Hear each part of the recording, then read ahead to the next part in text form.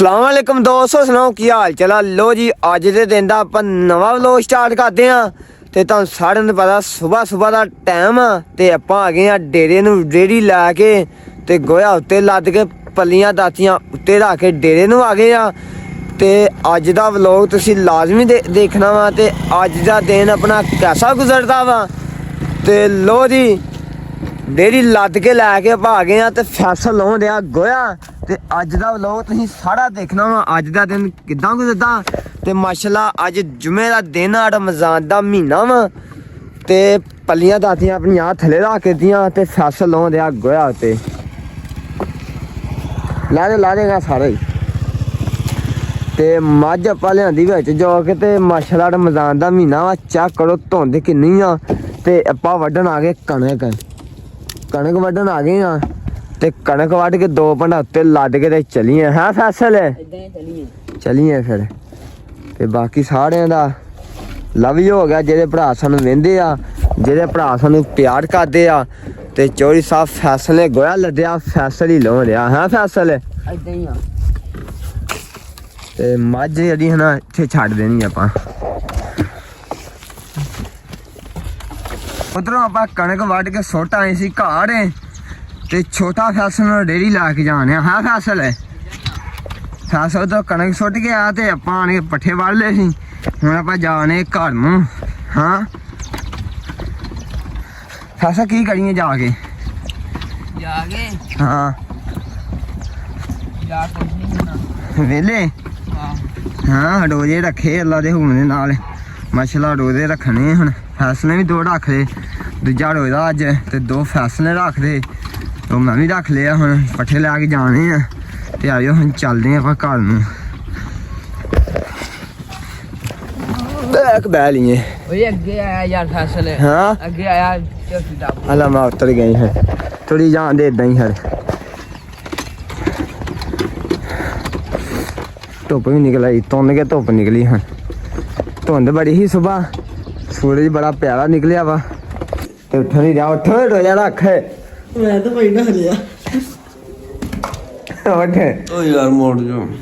ਮੈਨੂੰ ਪਤਾ ਨਹੀਂ ਜਿਹੜਾ ਸ਼ੈਤਾਨ ਹੀ ਹੈ ਨਾ ਉਹ ਸਮੋ ਦਿਆ। ਉੱਠ। ਰੱਖ ਲੈਣਾ ਵਾ। ਆਹੋ ਮੈਂ ਰੱਖਿਆ। ਉੱਠ ਯਾਰ ਰੱਖ ਲਿਆ ਬਈ ਬਸ਼ੜ।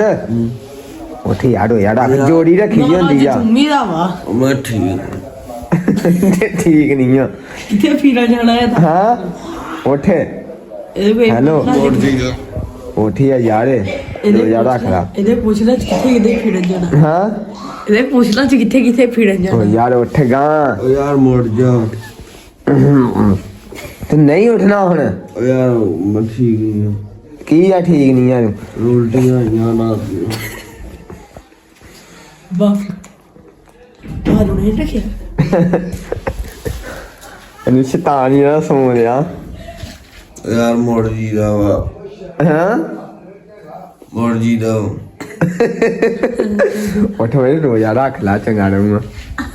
ਲੋ ਜੀ ਇਹਨੇ ਕੋਈ ਨਹੀਂ ਉੱਠਣਾ ਮੈਨੂੰ ਲੱਗਦਾ। ਅੱਜ ਜੁਮੇ ਦਾ ਦਿਨ ਆ ਤੇ ਆਪਾਂ ਮੱਝਾਂ ਖੋਲਣ ਵਾਸਤੇ ਆਏ ਸੀ ਤੇ ਮੱਝਾਂ ਲੈ ਕੇ ਜਾਣੇ ਆ। ਤੇ ਮਾਸ਼ਾਅੱਲਾ ਅੱਜ ਜੁਮਾ ਵੀ ਪੜਿਆ ਵਾ ਤੇ ਡੰਗਰਾਂ ਦੇ ਪੱਠਿਆਂ ਦਾ ਟਾਈਮ ਹੋ ਗਿਆ ਸੀ ਤੇ ਪੱਠੇ ਪਾਉਣੇ ਨਾ ਜਾ ਕੇ।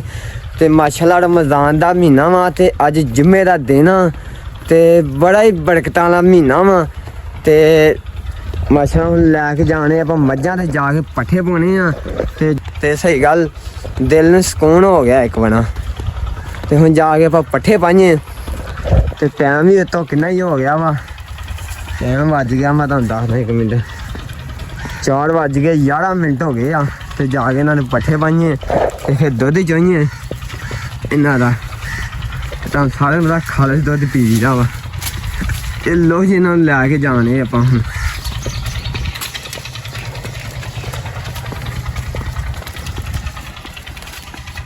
ਤਾਂ ਟਾਈਮ ਹੋ ਗਿਆ ਤੇ ਬੱਕਰੀਆਂ ਨੂੰ ਪਾਏ ਆ ਪੱਠੇ ਤੇ ਬੱਕਰੀਆਂ ਖਾਣੀਆਂ ਪੱਠੇ।